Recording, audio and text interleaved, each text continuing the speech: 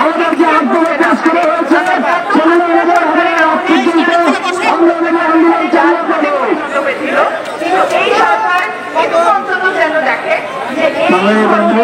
আমরা এখানে সন্ধ্যা 6টা পর্যন্ত অবস্থান করবো। আমাদের বিক্ষোভ সমাবেশ এখানে হবে সন্ধ্যা 6টা পর্যন্ত। সন্ধ্যা 6টার পর আমরা ন্যাশনাল মিছিল নিয়ে যাবো।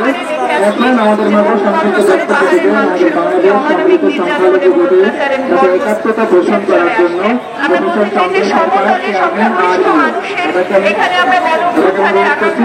বক্তব্য দিয়ে আমাদের সাথে একাত্মতা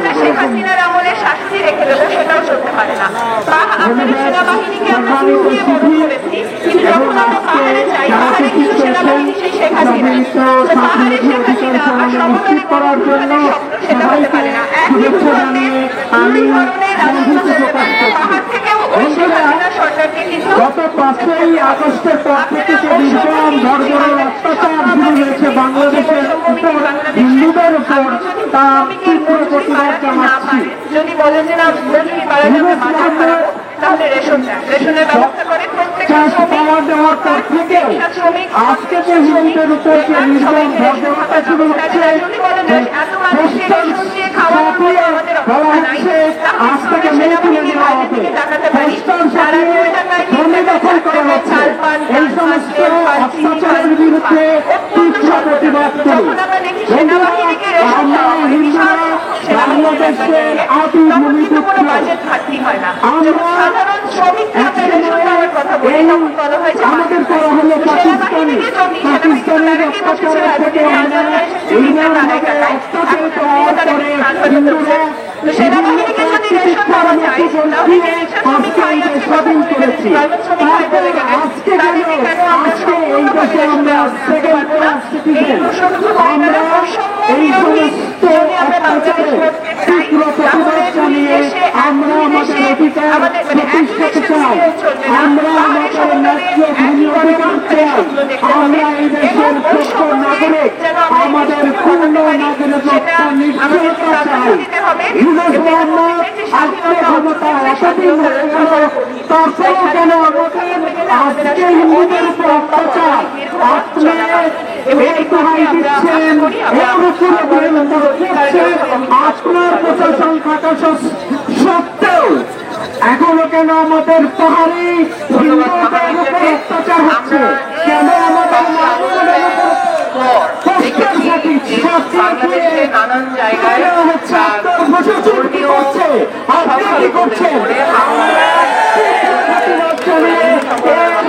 মোকাবেলার জন্য আমরা আমাদের ন্যায্য অধিকারের জন্য আমাদের অধিকার আমরা নিশ্চিত করে আমরা মাঠে থাকবো যতক্ষণ না পর্যন্ত আমাদের অধিকার নিশ্চিত করে।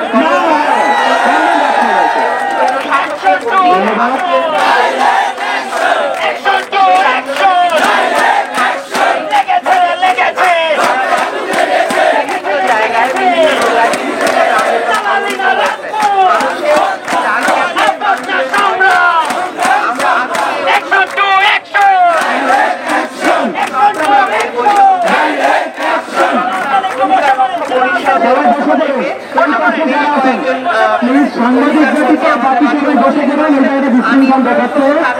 সবাইকে অনুরোধ করছি, সবাইকে হাত করছি এই প্রশ্নটা বসে যাবেন।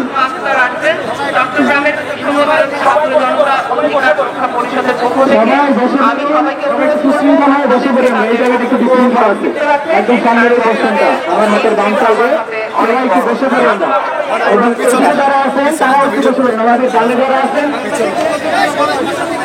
সেখানে যারা বিভিন্ন সংখ্যালঘু সংগঠনের প্রতিনিধি হিসেবে এসেছেন বা সংখ্যালঘু সংগঠন থেকে এসেছেন, তারা যদি কেউ বক্তব্য দিতে চান সেক্ষেত্রে অবশ্যই বক্তব্য দেওয়ার আগে আমাদের সাথে কথা বলে নিতে হবে। আপনার নামটা দিয়ে দিতে পারেন, আমরা ওদের সাথে কথা বলবো, তারপর আপনারা ছাত্র জনতা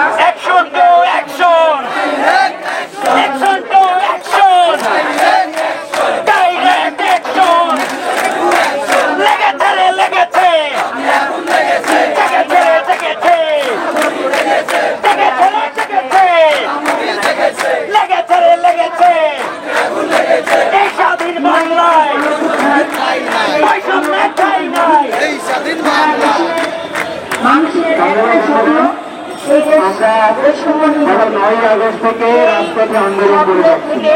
গত 9 এবং 10 আগস্ট আমরা শাহবাগে অবস্থান করেছিলাম।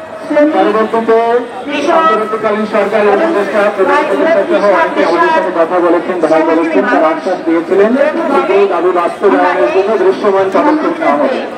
তা 1 মাসেরও বেশি সময় পার হয়ে গেল, কোনো দৃশ্যমান পদক্ষেপ নেওয়া হয়নি।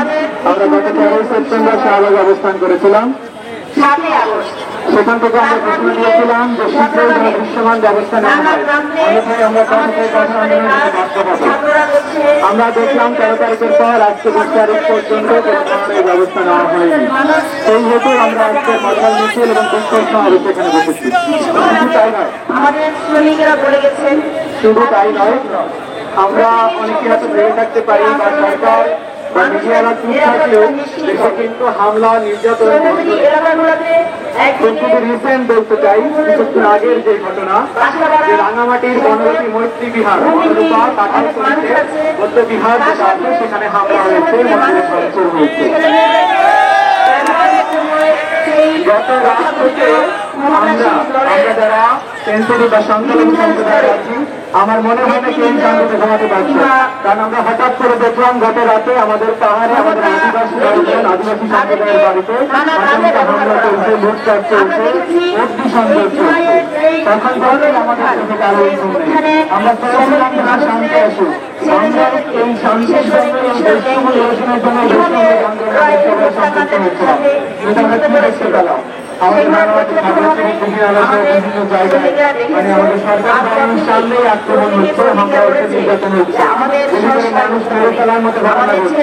আমরা বৈষম্য নিরসন কোথায় হবে, এটা বর্তমান সরকারের